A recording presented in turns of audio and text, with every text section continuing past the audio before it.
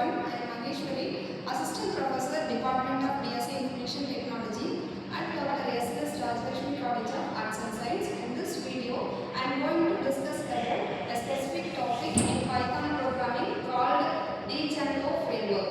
It is used for creating a web-based applications in Python. So, the specific category of Django framework is used for a web development framework. It is a framework we can import the codings from the already developed framework. That's what it is the main purpose here. In Django framework, it has three sectors. The first one is model. In this model category, we can present the data.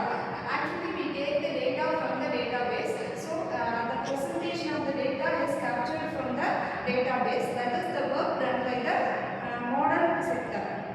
And then view, it is the another sector of the Django framework. In this view sector, it has a request handler. The purpose of request handler is to receive all the requests from different users based on their need inside the websites. The request handler will respond all the requests that it is received from the users. That is the use of request handler. This request handler will return the template what the user actually need from the database. The template may be anything. It may be a table format, or it may be graphical, or some other charts. So the template will be returned by the view sector. And then third one is template. Actually, the template is nothing but it is a HTML file. That file contains web pages like layouts and buttons and some other widgets it contains.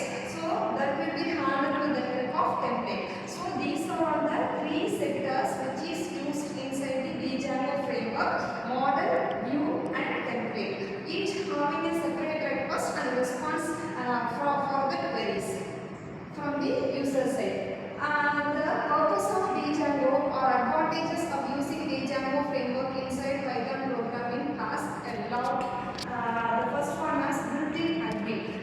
Here, the Django will administer all the works without no need to interfere for any third parties. So it has some built-in administrative facilities. After the security, it provides a lot of securities because the websites having connectivity with the backend. So in this case, we have to aware about some cyber issues.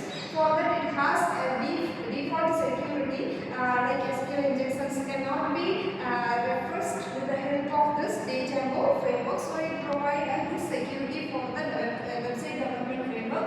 And then reusability, we can reuse all the codes when it is already by default it can be developed previously. So we can reuse all the codes inside this framework. After that, object relational model.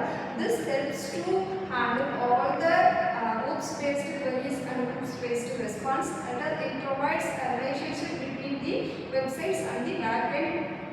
The backend may be SQL Lite or MySQL. Whatever it is, we can connect with the ORM, object relational mapping. Not only like this, we can have a lot of advantages like this security and ORM. After that, it has a lot of feasible features in order to develop a web development framework. Here is a sample code for producing Django framework. The first one here I am writing as import statement from wherever we are finding the keyword called import inside Python programming. The import statement helps to produce all the codes from various blocks inside the Python. So I am using the keyword called import from Django. It's a framework that is already developed by some third parties. So from Django I am going to import some HTTP request. So Django.http, after that importing some responses. So if you are passing some request, the response will be provided. So for that only, in order to collect some response from the HTTP Django framework, we are